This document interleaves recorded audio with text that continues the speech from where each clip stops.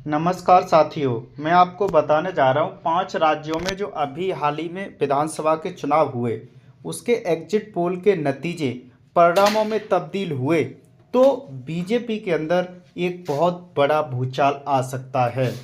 BJP यानी कि प्रधानमंत्री नरेंद्र मोदी और उनके पीछे लगे हुए दो व्यक्ति प्रधानमंत्री पद की दावेदारी के लिए अमित शाह जी और उत्तर प्रदेश के यशस्वी मुख्यमंत्री योगी आदित्यनाथ, ये जो एक तिकड़ी है जो काम कर रही है, यानी कि प्रधानमंत्री नरेंद्र मोदी के बाद जो दो नाम आते हैं वो योगी आदित्यनाथ और अमित शाह जी यही आते हैं। और यदि एग्जिट पोल के नतीजे परिणामों में बदलते हैं तो पूरा बीजेपी लीडर छिन्न भिन्न हो सकता है। इतना बड़ा बदलाव आ सकता है कि आप कयास भी नहीं लगा सकती हो। ऐसा मैं क्यों बताने जा रहा हूँ? ऐसा मैं इसलिए बताने जा रहा हूँ कि 2024 की जो रणनीति है उसका जो सेमीफाइनल मुकाबला अभी जो 5 राज्यों के विधानसभा चुनाव हैं वो हैं।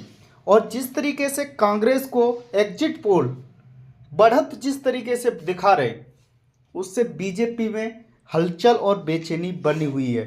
खास करके हम इस तिकड़ी को देखते हैं, सबसे पहले प्रधानमंत्री नरेंद्र मोदी जी, उसके बाद अमित शाह और योगी आदित्यनाथ, ये दो नाम बहुत चर्चित हैं। इसमें कौन बाजी मारेगा ये बात तो देखने वाली हो सकती है, लेकिन सबसे बड़ी बात यह है कि 5 राज्यों में यदि कांग्रेस सरकार बना लेती है, यानी कि 4 राज्यों में, मिजोरम में एमएनएफ सरकार बनाएगी लेकिन कांग्रेस किंग मेकर की भूमिका में हो सकती है। लेकिन सबसे बड़ा सवाल यह है, क्या प्रधानमंत्री नरेंद्र मोदी जी का झोला उठ जाएगा?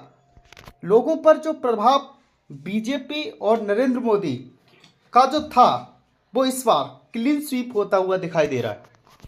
जिस तरीके से राजस्थान, तेलंगाना, छत्तीसगढ़ में और मध्य प्रदेश का चुनाव एकदम फंसा हुआ है, जिसे कंफ्यूजन में चल रहा है, तो जो बीजेपी लीडर है, जहां पूरी बीजेपी में एक बड़ा भूचाल आ सकता है, एक नई पार्टी आपको नए तरीके से देखने को लिए मिल सकती है।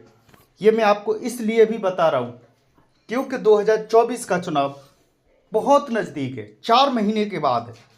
तो जिस तरीके की रणनीति बीजेपी ने जो बनाई थी वो शायद कामयाब नहीं हो पाई। जो एक लोकप्रियता उन्होंने हासिल की अब तक, उसमें कहीं ना कहीं ज़्यादा ही गिरावट दिखाई दे रही है।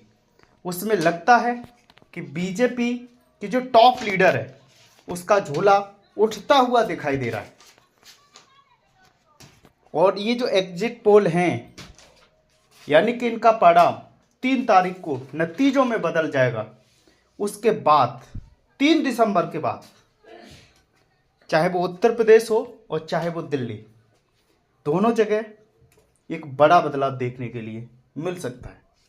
ये साथियों एक महत्वपूर्ण और इम्पोर्टेंट, सभी के लिए बेहद महत्वपूर्ण खबर मैं आपको बता रहा हूँ, जहाँ प्रधानमंत्री नरेंद्र मोदी जी और गृह मंत्री अमित शाह जी और उत्तर प्रदेश के मुख्यमंत्री योगी आदित्यनाथ जी, ये तीनों का ये जो लाइन चल रही है, ये लाइन एकदम कट हो सकती है और बीजेपी सत्ता से बेदखल भी हो सकती है। ऐसा मैं क्यों बता रहा हूँ? ऐसा मैं इसलिए बता रहा हूँ, जो आंकड़े हैं, जो एग्जिट पोल नतीजों को बता रहा है। तेलंगाना कांग्रेस का कभी गढ़ रहा करता था जब बीएस रेड्डी वहाँ मुख्यमंत्री हुआ करते थे। जब तेलंगाना आंध्र प्रदेश एक ही हुआ करता था, तो कांग्रेस जब सत्ता में आया करती थी तो उसकी सबसे बड़ी और मजबूत ताकत आंध्र प्रदेश हुआ करता था।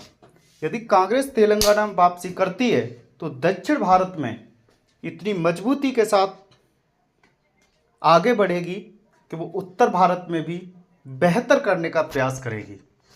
तो कहीं ना लग रहा है कि झोला उठा के ही ना निकलना पड़े।